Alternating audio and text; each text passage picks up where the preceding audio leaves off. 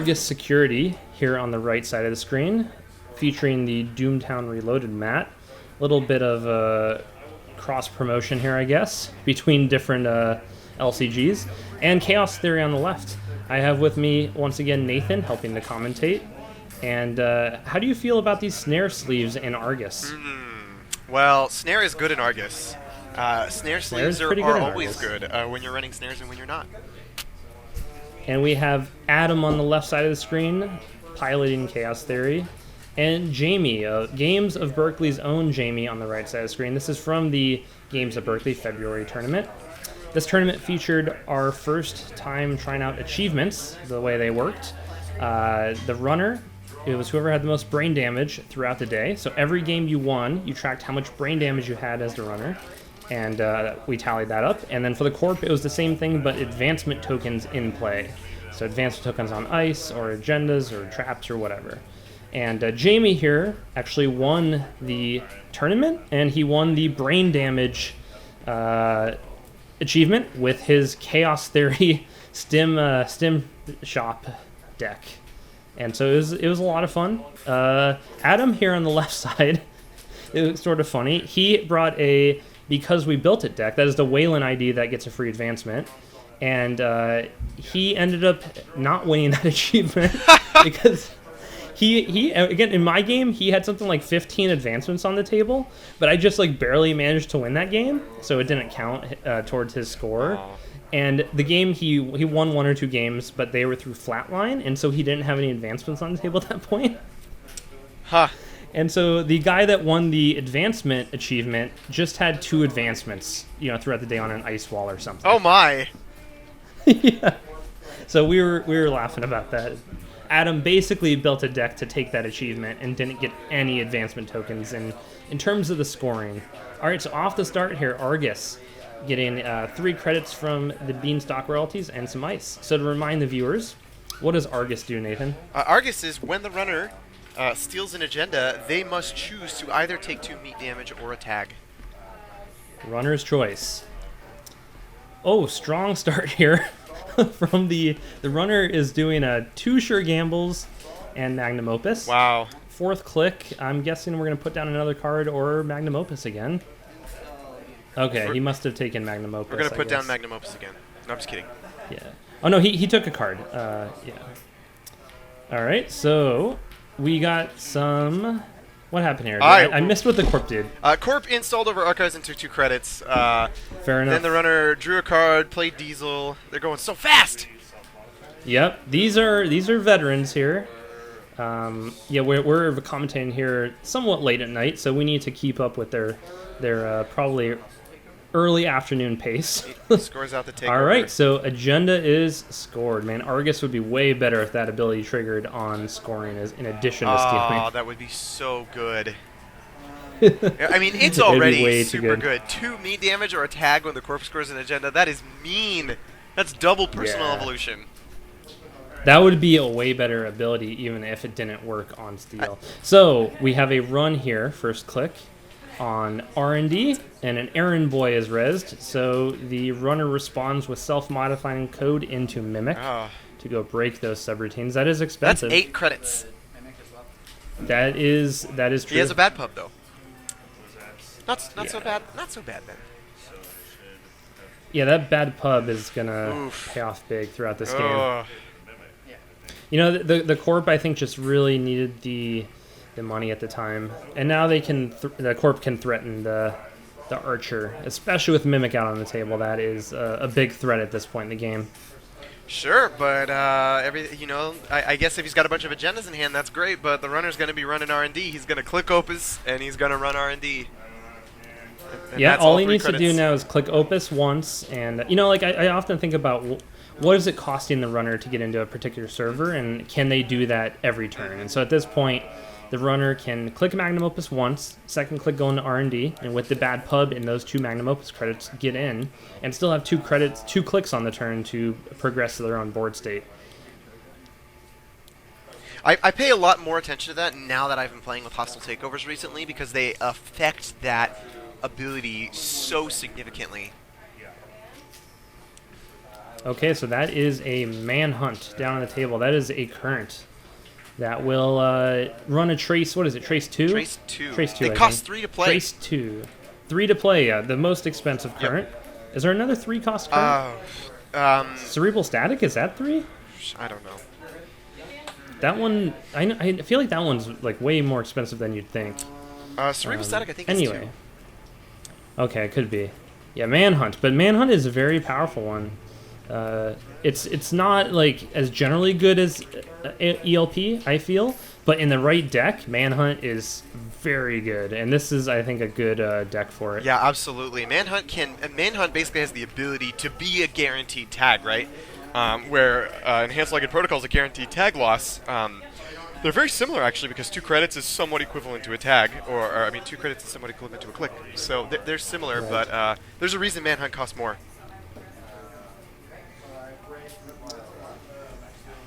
And Earthrise Hotel going up on the runner side. Gonna be drawing cards with that.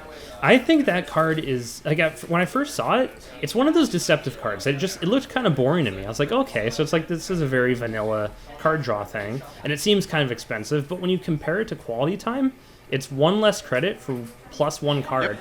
But the benefit, I think, is it's not about like that kind of burst card draw where like, oh my god, I need a card now. It's just sustained economy. And in that regard, I think it's better than Quality Time. Quality Time, there's restrictions. There's times you don't want to play it. There's not really ever a time as a runner where you don't want to draw 2 cards for no clicks. You know? Yeah, you're absolutely correct, Brian. That is absolutely the case, and it's really a fantastic card. I love when players play down cards way too fast. So that was a personal workshop down, and he just loads it up. He scores a false lead. So I was trying to decide in my head whether or not I thought that was an agenda, and it was my belief that if I were the corp at that moment, I probably would put an agenda behind there because the runner doesn't have their self-modifying code, so really the only play they had was self-modifying code stim hack. Unlikely they could get in that server. So even better. He did have a lot of credits at the time, so he could have potentially... It depends what the ice is, right? If it's, I don't know, an archer and there's no sharpshooter in the deck, that could have been a problem. Yeah, I mean, he's also got the manhunt down, too, which is very, very threatening. Yeah, that's true. And now that he's got a false lead scored, this is probably the most important card in Argus Security, in my opinion, because if the runner steals an agenda on their 3rd click, they have to take 2 meat damage. They cannot take a tag, which is huge, because now you're basically playing Personal Evolution. On their 2nd click, I think it would have to be in that case. Yes, I'm sorry. What did I say? Right. Yeah, I'm with you, though. Because false lead will steal 2 of the runner's clicks if the corp forfeits it. Yes. He scores another hostile takeover. Now Aaron Boy is only 1 credit to get through. Yeah, go ahead and go check that out. That is worth a run. Aaron Boy. Yeah, and that is exactly what's going on. So he's running R&D, just spending a credit because those bad pubs let him through. He just sees it's really interesting seeing the beanstalks here in Argus Security. I wonder what the rationale is for that. Weyland, money, difficult.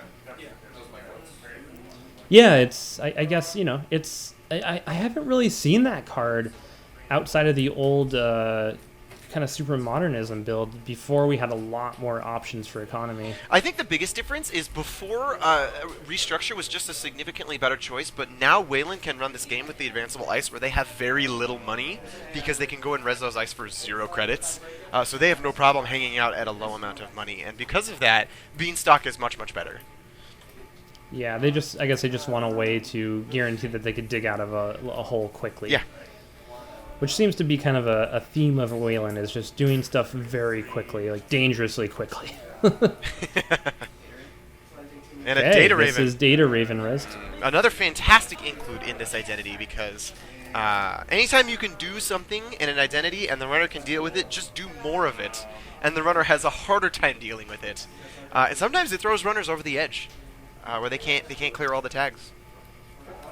Yeah, I think at this point, your best bet here as a runner is to either bounce off, or if you want to get in, take the tag, let him run the trace, because you got bad publicity credits. I think he has more credits than the corp. He has 7. Yeah. Oh wait, no, it's 17. The corp has 7. The runner, runner effectively has 17 here with the bad pub. So I don't think the Corp's gonna put money into that trace. You do have to pay for the manhunt though, in addition. Yeah, right? No, so now the Corp is in a situation where he's got 3 tags on the runner, potentially, right? He's got the Data Raven, and the Manhunt, and the Agenda. So he's really stacking them. Just stacked up. That's super good. Yeah, so the runner just decided to bounce off of the Data Raven and take some Magnum Opus money. A wise move. What? So, click 3 runs here, I think, are your best bet. Yes. Assuming no multi-axis. Now, what's interesting about Manhunt is I considered putting that on my Argus Security deck, but when I'm running a bunch of 1-pointers, I don't want to run Currents. But it's clearly doing work here. This is very impressive. It is slowing the runner down so much. I mean, it's slowing the runner down in the sense that he can't really make a lot of runs right now. Even that errand boy, you know, it's only 1 credit to get through, but then you got to do that trace too. Yeah, absolutely. Ooh, that's so good.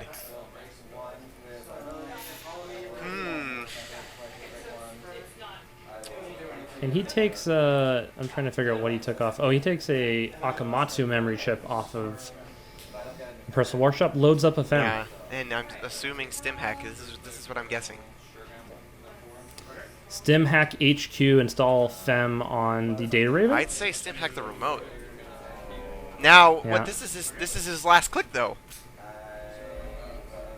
Yeah, you can't do that. Wow, there you go. Argus doing work. I don't know. Maybe you can do it. If he might have 5 cards right now. I think he has 5. He could also put that Plascrete down and then just use it to absorb some meat damage. Okay, so that is checkpoint. Oh, wow. Jeez. So that is another bad publicity. Oh, no. But checkpoint is a trace 5. It's a code gate. Such a weird code gate. It's a trace 5, 7 strength. Do 3 meat damage, right? 3 meat damage when the run is successful. Yeah. So it's like a dedicated response team. Here is more of that stacking. You're gonna take 3 meat damage unless you beat the trace, and then you're going to do manhunt, and then you're gonna maybe take an agenda, a 1-pointer, and have to take a tag or 2 meat damage. So here's the thing. The runner has 3 bad pub now. He can almost just fight the trace, no problem. Yeah, at this point, I mean, what's the worst case? If the core pair scores out an Atlas, that's pretty bad. Sure. All right, so he is paying some amount of credit. I think 3 credits here just to equalize the trace. And there is Archer. Okay, so he could, he could clone chip for something. He has the FEM on the Personal Workshop. That's not really the ideal way to deal with this. And he doesn't have any tutors either. He does, because he can take the clone chip off of Personal Workshop, and then he can SMC for something. Sure. All right, so he's just going to take FEM off and I'm guessing, bypass the Archer. Oh, I don't want to do that. 1 credit left here. Oh, that is so bad. And that FEM is not... You can't break the checkpoint. And it looks like he jacked out. No? No. Did? Yeah. He's thinking about it. Yeah. I'm thinking he might not have Sharpshooter in the deck. I think Sharpshooter would have been the better way to take care of this Archer right here. Does the Corp now have the Manhunt trace still? The runner can jack out before the run's successful. So. But why would he pay for the Archer? Oh, so that he doesn't lose all of his stuff. Yeah, I'm thinking he doesn't have Sharpshooter in the deck, so that was really the only way he was going to deal with that Archer. So yeah, he does just jack out before the Manhunt trace runs. And the Corp pair just taking 3 credits. So the Corp went down to, I think, just 1 credit with all that. Man, that's fantastic, right? He's just stacked so many things onto the runner now that the runner is having a really hard time dealing with this. Both a tag and and 2 meat damage are very, very tough for me to deal with right now.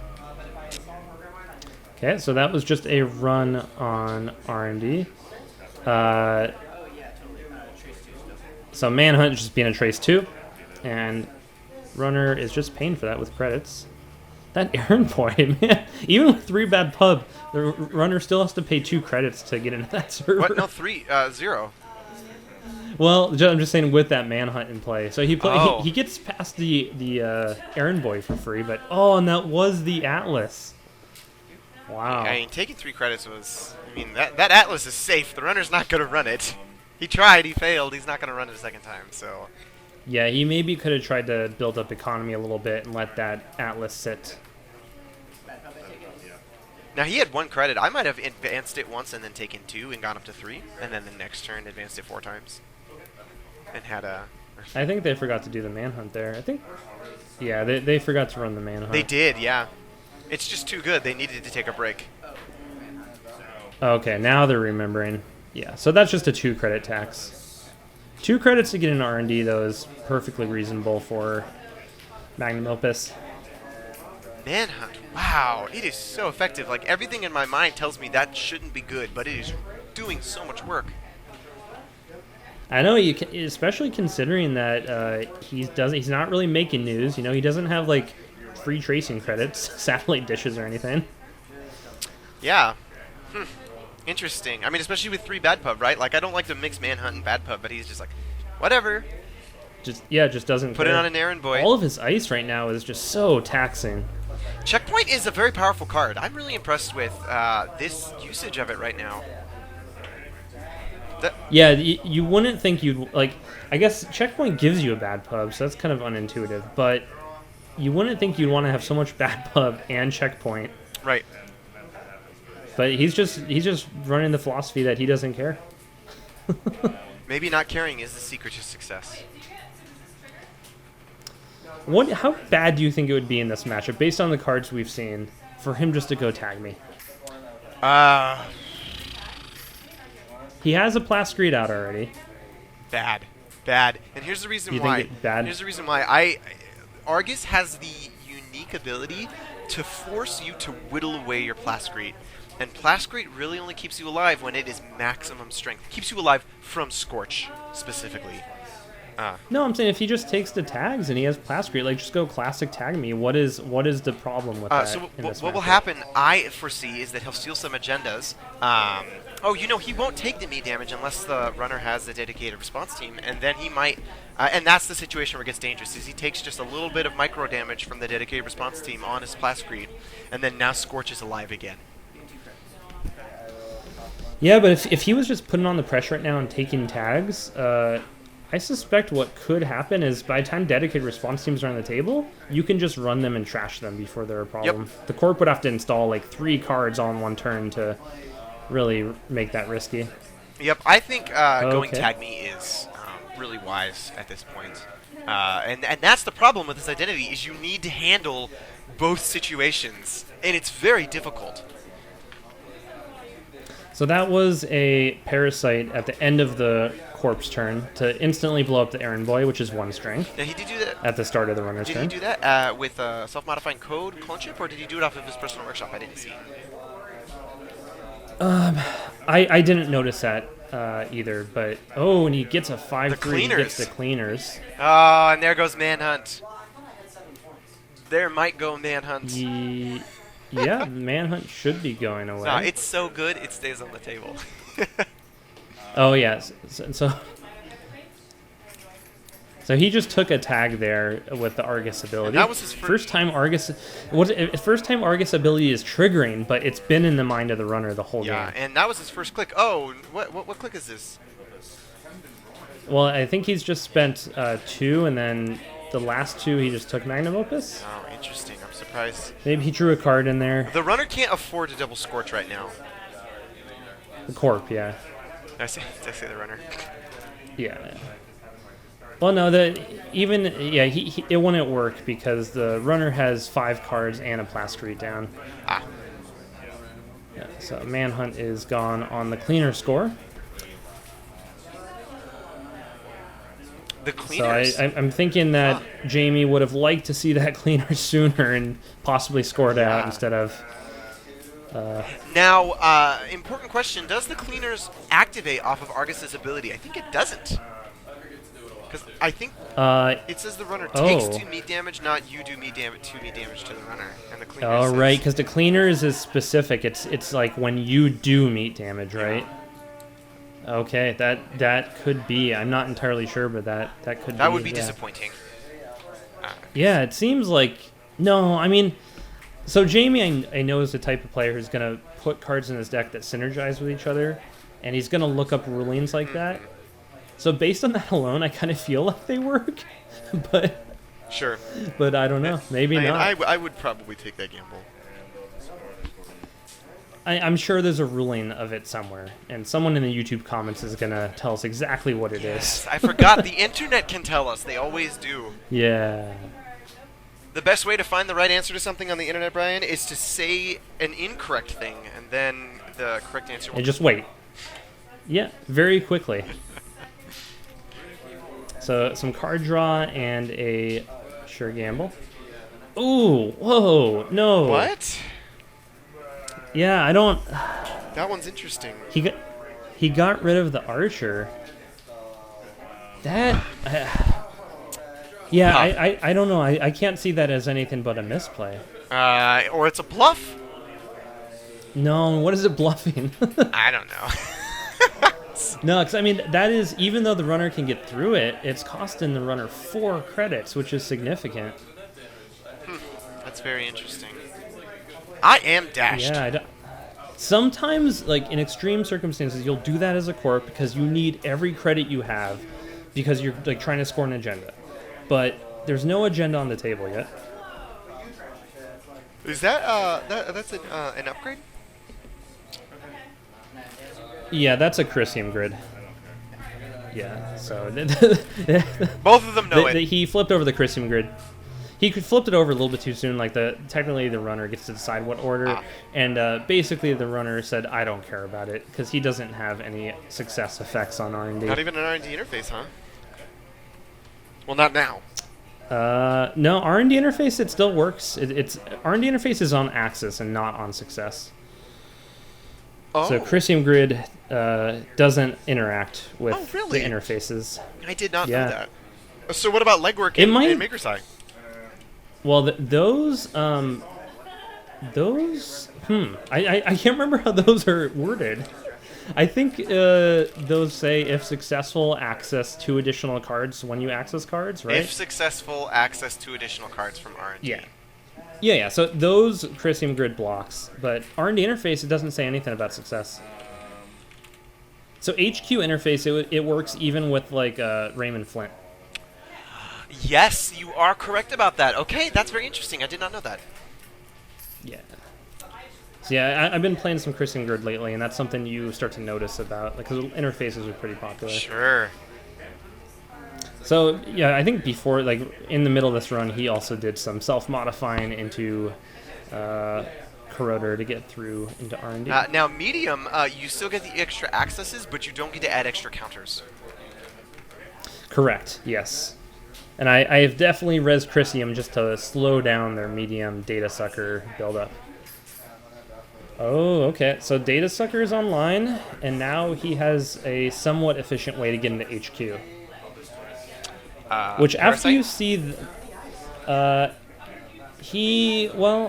would take a little time. I mean, he could data sucker and pay Mimic, so then it's costing him just a credit to get through, and then, you know, the tag. That's not efficient. Well, it's more efficient than Fem. That's true. Because Fem costs an absurd amount of money, and Manhunt is back online. Okay, so he's at 12 credits now, correct? I'm reading the oranges correctly. Yes, that is correct. The Corp is at 12. The Runner is at 13, not counting the bad publicity. The Runner was super low, and he had just a couple turns here where he drew all of his operations and played them, or he had them in hand and he played them all. Brought himself right back up to success land again. Yes, the Weyland way. Oh, R&D interface is now on the table. All right, so he increases Demand Hunt to a trace 4. I'm not sure about that, if I'd be putting money into that.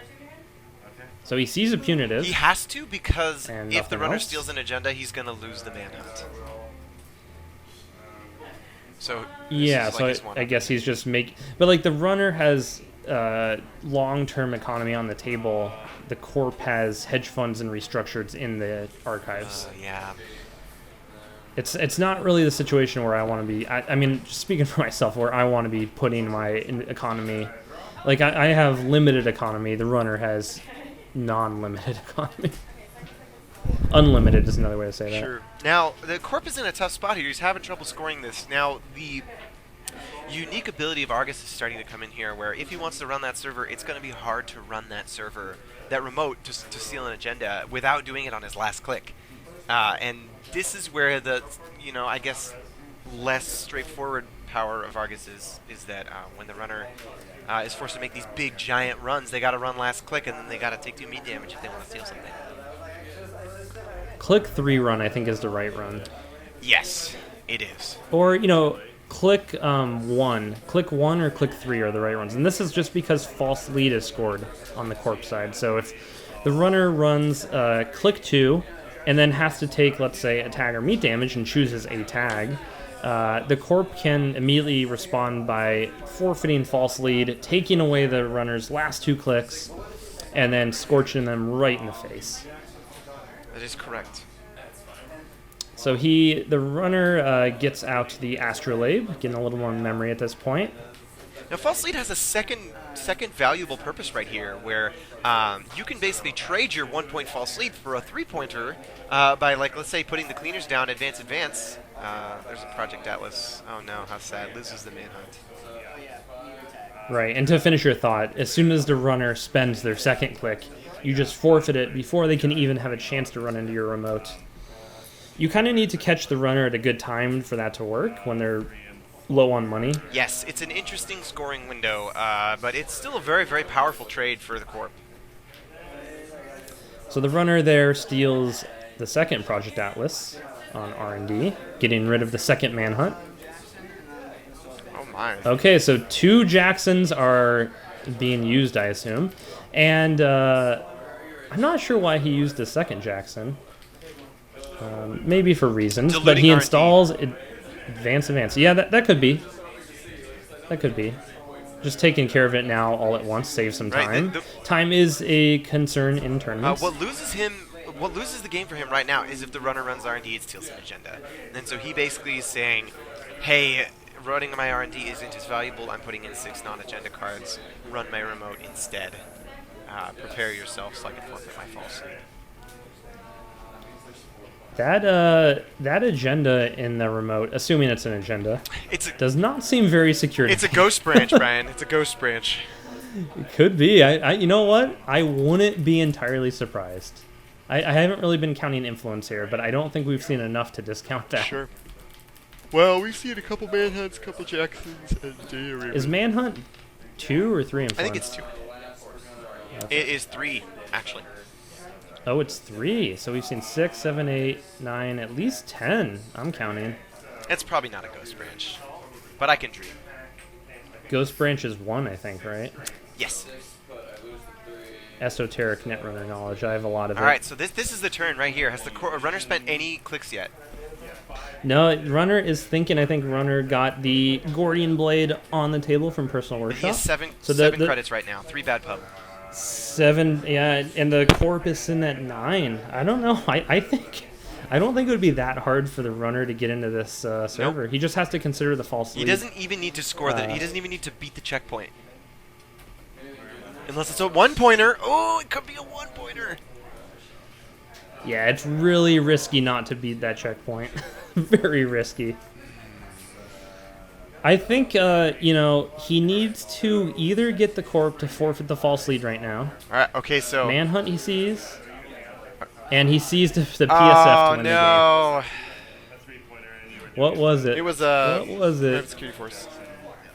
No, what is the advanced? I'm hoping that he shows us. He's not going to show us.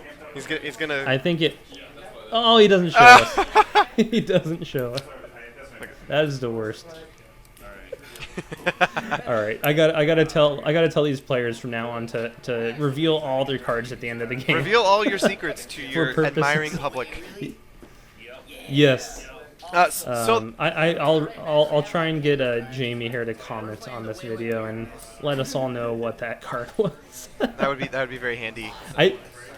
It was interesting if that was a 5-3, then the runner needed to get him to either forfeit the false lead or go in and steal it, because otherwise that would have been the end of the game. The runner luckily saw the PSF and R&D, which made all those lines of thought irrelevant. Well, I mean, I personally feel like that was a bit risky, making that run on R&D, because he's got 2 clicks to work with. So he needs to make it happen. Well, so if he doesn't hit anything in R&D, I think his next click is probably going into the remote. Now, if he does, this is also dangerous, because if he was bluffing a 1-pointer and like a false lead or something, and the runner gets in there and steals it, the corp can immediately forfeit his existing false lead. If the runner didn't break the checkpoint, then you're basically toast. Well, he would. I think he'd be okay. Yeah, if the checkpoint was a big factor there for sure. Yeah, the checkpoint was the variable, because he didn't really have a good way to break it. It would have costed way too much money to break. 7 with Gordian. I'm sorry. No, 6. 6 with Gordian and the bad pub, but other ice might have been rezzed. Yeah, it was tough. That could have easily gone a different way. But I guess what I'm thinking is either the runner would have scored like a 1-pointer, taken a trap, or gotten the corp to forfeit the false lead. So the corp probably wasn't going to win the game right then and there. It probably would have taken at least another couple turns. He did still have Plascrete. Right, they had a Plascrete, and that was a close game though. That I could have easily seen that going the other way. Yeah, there were some cards in there. I mean, I really didn't expect to be very effective, and they were more effective than I initially thought they would be. So very well done. Very well done experimenting with Argus, probably one of the most difficult identities to make successful. Yeah, and a lot of people are really interested in that ID, so I think that's going to really coalesce over the next couple months into something pretty terrifying. Hopefully, right? I'm starting to think about it, and I'm having trouble trying to figure out how to make it work, and realizing maybe Weyland needs some more tools is how I'm starting to feel about it. Yeah, it could be. I feel that way with Gargarian as well. Sure. That it's a cool idea, but I feel like there's a little bit more needed to make that really work. I haven't experimented with that. Which, I mean, that's kind of what you get with new IDs. It takes a little bit of time for, most new IDs to kind of get their piece together. I remember Replicating Perfection. It took years. I don't know how long. Like it took like 9 months or a year for that really to come together. And it was beautiful when it did. Yeah, it still caused me a lot of grief, that idea. Always. All right, that is the game. I'm not sure if we'll have more from this Games of Berkeley tournament. We have store championships coming up here in the Bay Area. I'm hoping to do a lot of recording and a lot of commentary on those. Should be a lot of fun, and I'm sure, Nathan, you will join me for some of those commentaries as well. That would be fantastic. Do you expect, Brian, that there will be people will be bringing their most advanced Order and Chaos decks for that tournament? I'm sure they will. I don't know what those will look like. I would be very interested to see how people have developed their decks since this tournament here. Yes, yeah, like all of our store championships started late in the season, so it's February 19th right now, and our first one is starting this Saturday. That's our first store championship. So our store championships, for whatever reason, are late in the season. They started in like January. So I think that by the time all of our store championships are complete, the Order and Chaos stuff will be pretty well developed. So it should be a lot of fun to watch. I'm very much looking forward to it. All right. Thanks, everyone, for watching, and we'll have more on the channel pretty soon. Thanks, guys.